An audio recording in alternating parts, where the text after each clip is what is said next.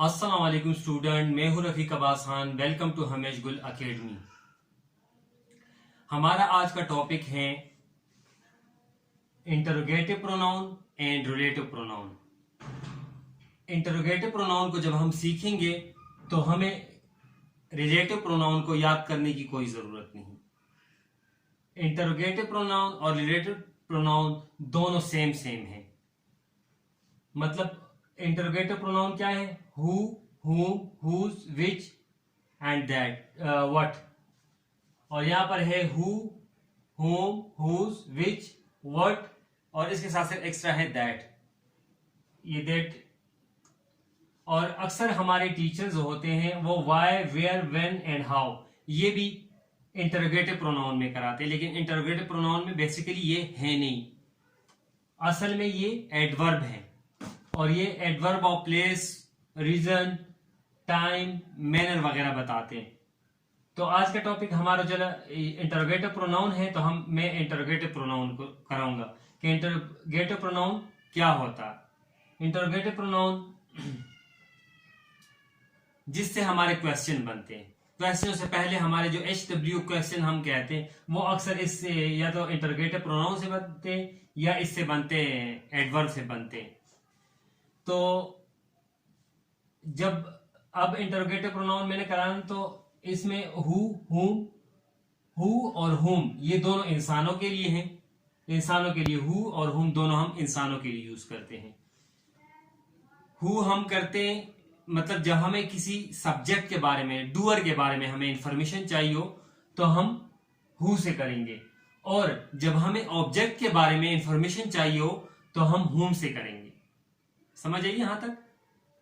जब हमें किसी सब्जेक्ट के बारे में पूछना हो कि who is at the door, तो यहां पर तुम लिख सकते हो कि Ali is at the door. दरवाजे पर कौन है? अली है, अली दरवाजे पर है। इसी तरह अगर हमने किसी ऑब्जेक्ट के बारे में पूछना हो कि whom did you invite, किसको आपने इनवाइट किया। whom मतलब किसी ऑब्जेक्ट के बारे में, तो आप कहेंगे कि आई इनवाइटेड मिस्टर अली। अली आएगा, ऑब्जेक्ट की जगह पे आएगा ना। और ये दोनों हम किस लिए करते हैं? इंसानों के लिए यूज करते हैं। ये भी और ये भी, हुम भी और हुम, ये दोनों हम इंसानों के लिए यूज करते हैं। और हुज हम पोजीशन को शो करने के लिए, जब पोजीशन हमने क्या कि whose pen is this, whose father is a doctor. और इसके बाद लेकिन इससे हमारा अबूज हम पोजीशन के लिए शो करते हैं। ये हम सब्जेक्ट को, मतलब इसका मतलब ये होगा, ये मैंने यहां पर लिखा हु, मतलब इससे हमारा ही, शी या कोई नाउन वो शो होगा। उसका मतलब जब हमें ही, शी या किसी नाउन के बारे में या प्रोनाउन के बारे में इंफॉर्मेशन चाहिए हो एज ए सब्जेक्ट, तो हम हु को यूज करेंगे। और अगर एज ए ऑब्जेक्ट हमें हिम और हर और देयर के बारे में या किसी ऑब्जेक्ट के बारे में हमें इंफॉर्मेशन चाहिए तो हम हुम से करेंगे। Clear? Who is at the door, पहली एग्जांपल ये है कि who is at the door, कौन है दरवाजे पर? अली है दरवाजे पर। whom डिड यू इनवाइट, किसको आपने कहा। और अगर मैं कहता हूं किससे आप बात कर रही थी, with whom you are talking, किससे बात कर रही थी या किससे बात कर रहे थे, तो वो फिर किससे है? वो whom से हम करेंगे। उस तरह वो with whom, about whom, about के बारे में, वो फिर इसको मैंने मजीद, ये अब एक शॉर्ट वीडियो इसलिए मैं बना रहा हूं ताकि मैं इसके बीच और इसके बीच में जो फर्क है वो आपको बता दूं, और आप ये याद करेंगे तो इसको याद करने की जरूरत नहीं होगी कि इसके जो वर्ड्स हैं और इसके जो वर्ड्स हैं दोनों सेम है। मतलब आप इंटरोगेटिव प्रोनाउन याद करेंगे तो रिलेटिव आपका ऑटोमेटिकली हो जाएगा याद। इसको याद करने की जरूरत नहीं होगी आपको, मतलब ये एक शॉर्ट हो जाएगा। और जब इसलिए दोनों को मैंने समझाया कि यहां पर हु का मतलब यहां पर होगा जो आएगा, कौन आएगा यहां पर, मतलब कौन है दरवाजे पर। और यहां पर जब होगा कि the boy who slept you, is my friend. यहां पर मतलब यहां का हु का मतलब जो होगा या जिसने, मतलब यहां पर रिलेटिव प्रोनाउन में कुछ और होगा। यहां पर क्या होगा, कौन होगा। यहां पर रिलेटिव प्रोनाउन में इंटरोगेटिव प्रोनाउन में इसकी मीनिंग अलग होती है और इंटरोगेटिव रिलेटिव प्रोनाउन में इसकी मीनिंग अलग होती है। ये चीज मैंने आपको समझा, इसलिए दोनों एक एक साथ कराएं, ताकि मतलब इस पे बहुत ज्यादा टाइम भी लेते हैं, भी लेंथी चैप्टर है प्रोनाउन, लेकिन मैंने इसलिए ये शॉर्ट करा ताकि एक दफा देखें आप, इतना अंदाजा आपको हो जाए कि हम हु किस लिए यूज करते हैं, हुम किस लिए यूज करते हैं। तो ये दोनों हम इंसानों के लिए यूज करते हैं, लेकिन ये सब्जेक्ट के लिए यूज करते हैं और ये ऑब्जेक्ट के लिए यूज करते हैं। क्लियर हो गया ना यहां तक। अब हुस हम किस लिए करते हैं, पोजीशन के लिए यूज करते हैं। किसी कोई चीज हो, किसी का घर हो, किसी का वालिद हो, मतलब उसके बारे में हमने पूछना हो तो हम हुस से करेंगे। हमने सिलेक्शन के बारे में बहुत सारी चीजें पढ़ी भी, उसमें से हम के विच इज योर पेन या विच पेन इज योर्स, मतलब इस तरह हम करते हैं क्वेश्चन। जब विच से हम करते हैं तो हम सिलेक्शन के लिए वो करते हैं, और विच हम चीजों के लिए या जानवरों के लिए हम विच यूज करते हैं। इंसानों के लिए इसका नहीं होगा, इसका इस्तेमाल इंसानों के लिए नहीं होगा, इसका सिर्फ चीजों के लिए, जानवरों के लिए होगा। ठीक है।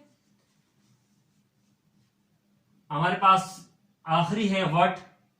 तो व्हाट तो बहुत सिंपल है, what is your name, what is your father name.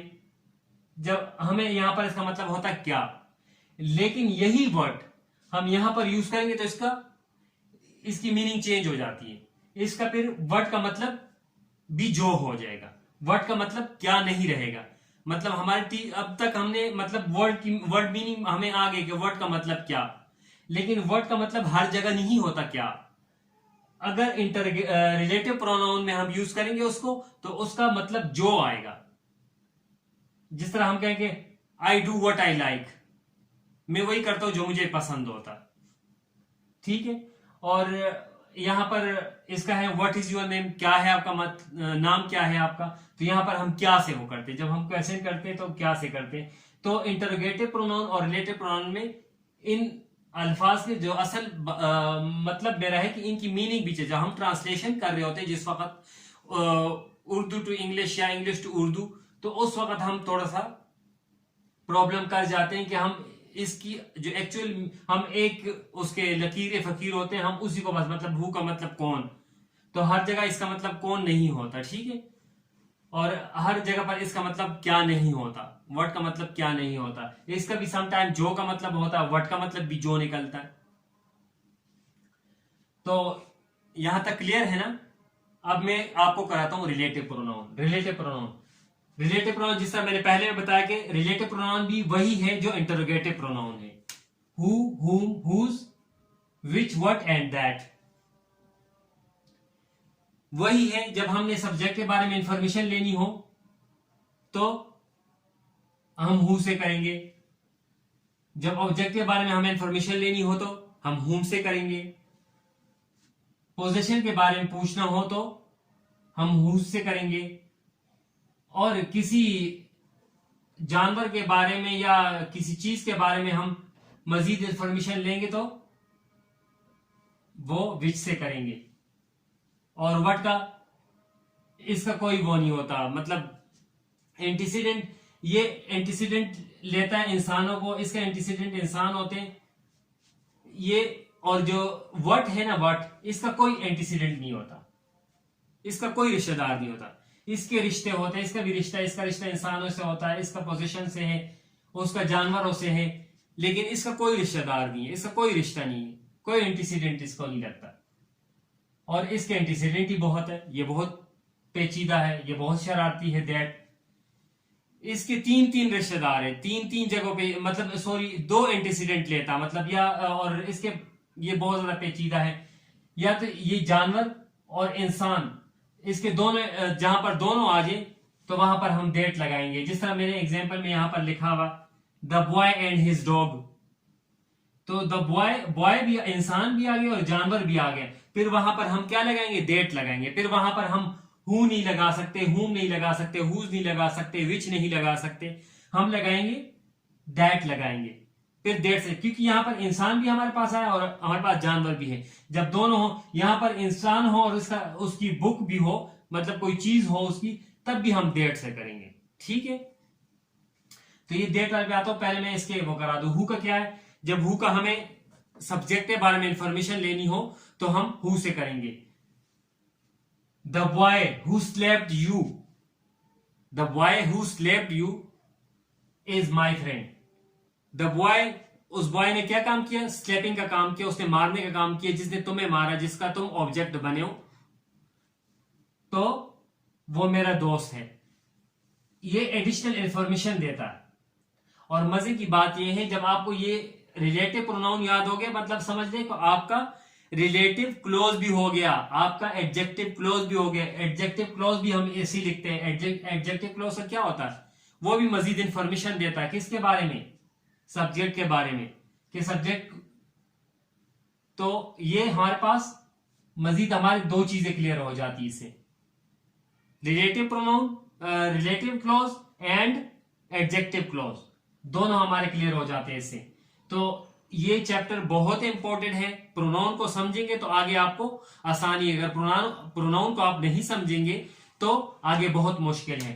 बड़े बड़े लोग कंफ्यूज रहते हैं, पीएचडी कर जाते हैं लेकिन प्रोनाउन में कंफ्यूज रहते हैं। क्यों? बेसिक नहीं होता। बेसिक को बनाए। बेसिक आपका अच्छा होगा तो आगे बुनियाद अच्छी होगी तो दीवार अच्छी खड़ी होगी। जब आप बुनियाद ही ठीक नहीं रखेंगे तो दीवार तो नहीं सही खड़ी हो सकती ना। तो बुनियाद को हमेशा मजबूत बनाए। तो हम बेसिक को ज्यादा मजबूत बनाने किस तरह? हम प्रोनाउन हम नाउन की जगह यूज करते हैं। बस यहां पर आके हमने छोड़ दी जो बचपन।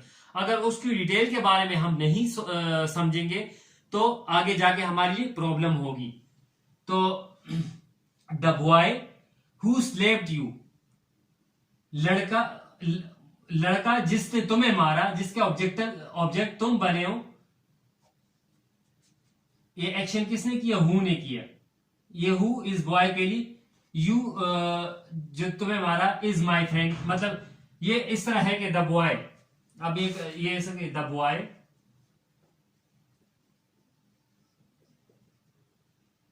Is my friend.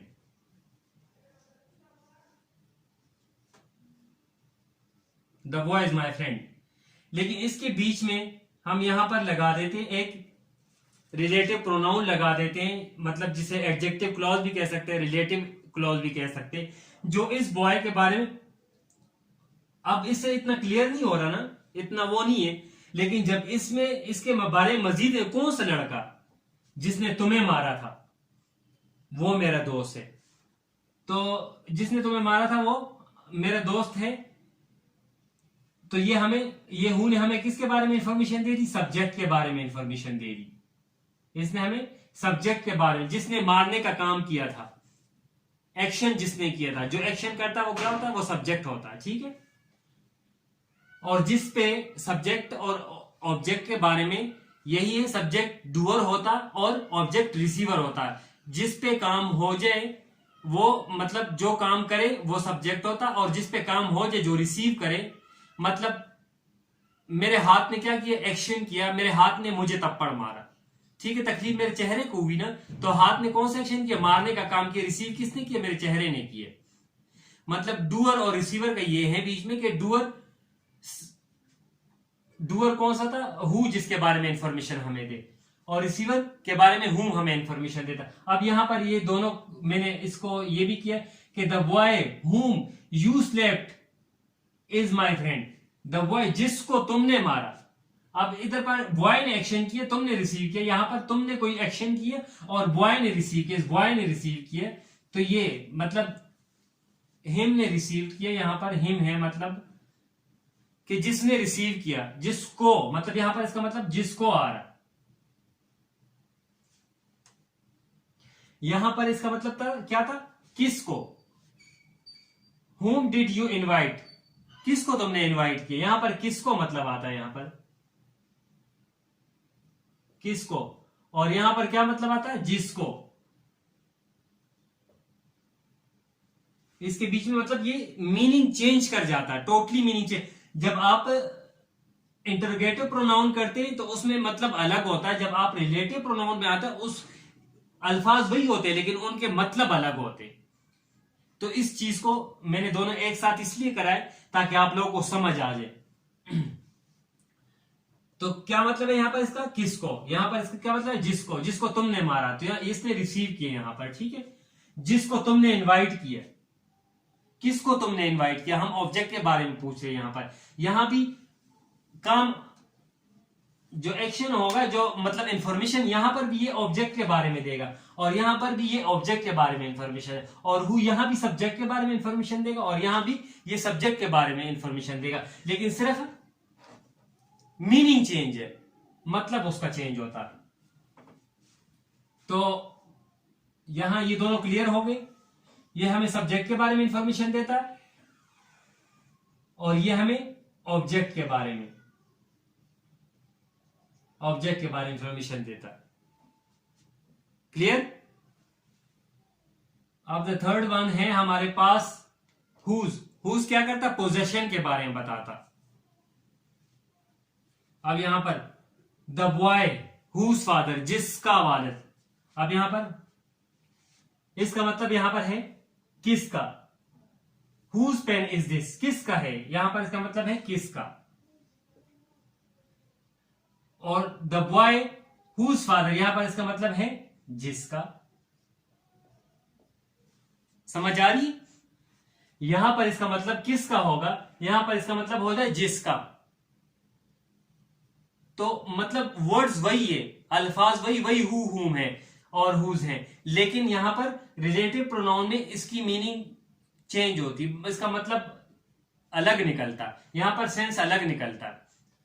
और इसके एंटीसीडेंट कौन से होते हैं, इसका भी एंटीसीडेंट इंसान ही होता है और यहां भी इसका एंटीसीडेंट बॉय होता है, इंसान ही होते हैं एंटीसीडेंट, इसका एक एंटीसीडेंट होता है। और मतलब the boy whose father is a doctor is my friend. इस तरह काफी मतलब है यहां पर, और भी एग्जांपल आपको मैं दे सकता हूं यहां पर, लेकिन इस वक्त मेरे पास जगह कम है। और एक मैंने इन दोनों के बीच आपको डिफरेंस बताना, इसको मैंने मजीद एक एक करके इंशाल्लाह जब हमारे ये चैनल चलेगा आगे, ये तो मेरी अभी स्टार्ट की वीडियोस हैं, तो जब मेरा ये चैनल चलेगा फिर हर एक के बारे में इंशाल्लाह आपको अलग अलग एक वीडियो बना के दूंगा और उसके प्रैक्टिस सेशन भी मैं करवाऊंगा। और काफी मतलब उसके बारे में सेंटेंसेस भी होंगे, आपको मजीद उसको मैं क्लियर कराऊंगा। लेकिन यहां पर शॉर्ट आपने अभी ये समझ लेना कि यहां पर इंटरोगेटिव प्रोनाउन में इसका मतलब क्या होता है और इंटरोगेटिव प्रोनाउन कैसे लगते हैं। ये क्वेश्चन के लिए हम करते हैं इंटरोगेटिव प्रोनाउन, हम क्वेश्चन पूछने के लिए हम इसको करते हैं, यूज करते हैं इंटरोगेटिव प्रोनाउन को। और यहां पर हम इंफॉर्मेशन के लिए यूज करते हैं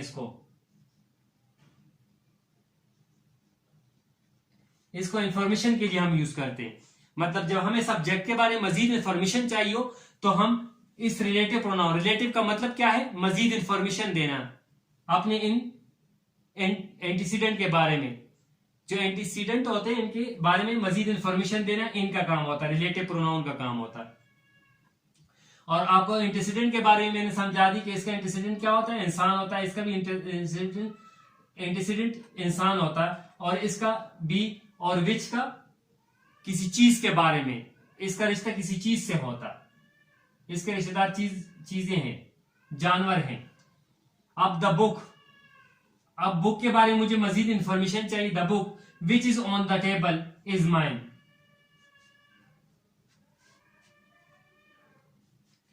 यहां पर विच का मतलब विच इज योर पेन, कौन सा तुम्हारा पेन है, कौन सा, यहां पर इसका मतलब है कौन सा, कौन सा। और यहां पर है जोन सा। The book which is on the table, किताब जो सी टेबल पर पड़ी है, जो टेबल पर पड़ी है, जो सी टेबल पर पड़ी है, इज माइन, वो मेरी है। वो उर्दू में आप जो मर्जी वो कर दे, लेकिन अंग्रेज तो यही कहते हैं कि बस मतलब सब्जेक्ट के बारे में मजीद इंफॉर्मेशन देना। मजीद इंफॉर्मेशन हम तो कौन सा जो सी, वो तो अपनी उसके लिए आप खुद को समझने के लिए हम ये चीजें करते हो, कौन सा जो सा करते। लेकिन यहाँ पर इसका मतलब और होता है और यहाँ पर इसका मतलब और होता है। यहाँ पर मजीद इंफॉर्मेशन सब्जेक्ट के बारे में देना होता है और यहाँ पर हम क्वेश्चन HW क्वेश्चन वगैरह करते हैं। यहाँ पर क्वेश्चन हम लेते हैं, क्वेश्चन पूछते हैं इससे, और यहाँ पर हम इंफॉर्मेशन ले रहे होते हैं मजीद इसके बारे में।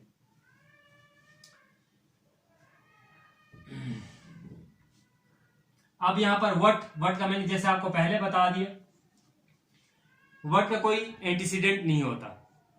वट बगैर रिश्तेदारों का है, इसके साथ कोई कुछ भी नहीं लगता।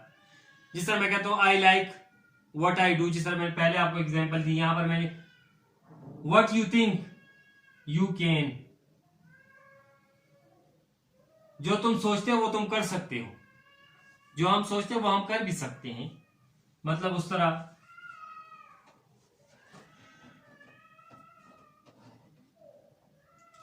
I do what I like, मैं वही करता हूं जो मैं पसंद करता हूं। तो काफी है, मतलब इससे कोई एंटीसीडेंट नहीं होता, ये बगैर उसका होता। इसके बाद फिर हम आते हैं इस शरारती के पास, दैट के पास। दैट क्या करता है? दैट अपने साथ दो एंटीसीडेंट लेता है। इंसान को भी पकड़ता है ये, इसको इंसान भी चाहिए होता है, इसकी दोस्ती इंसान से भी है और जानवर से भी है।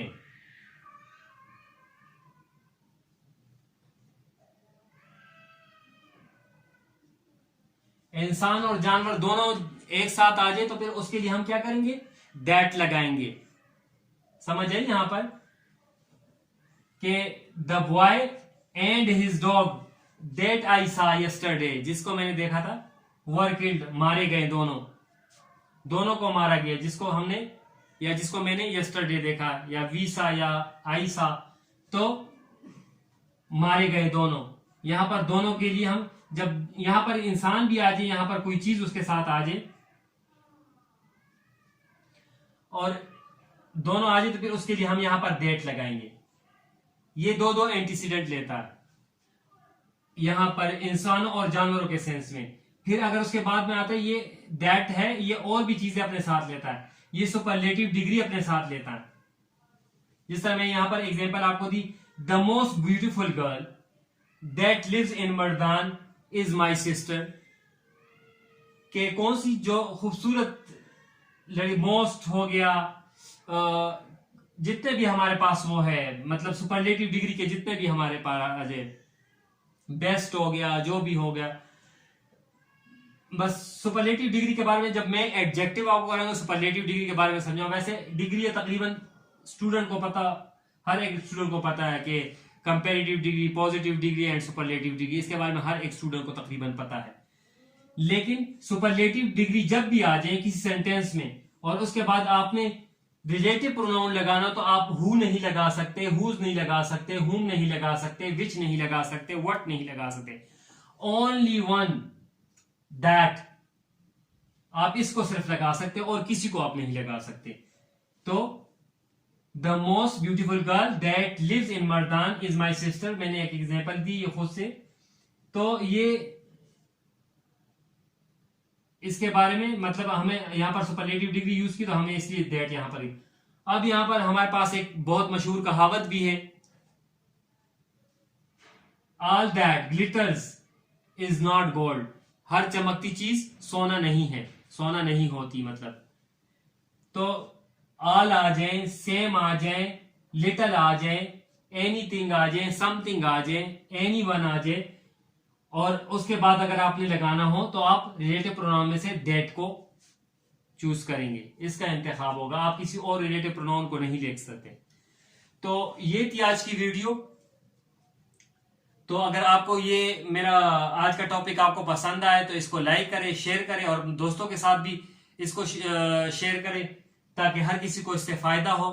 और इंशाल्लाह मैं नई वीडियो के साथ हाजिर हूंगा, तब तक के लिए इजाजत दीजिए। अल्लाह हाफिज।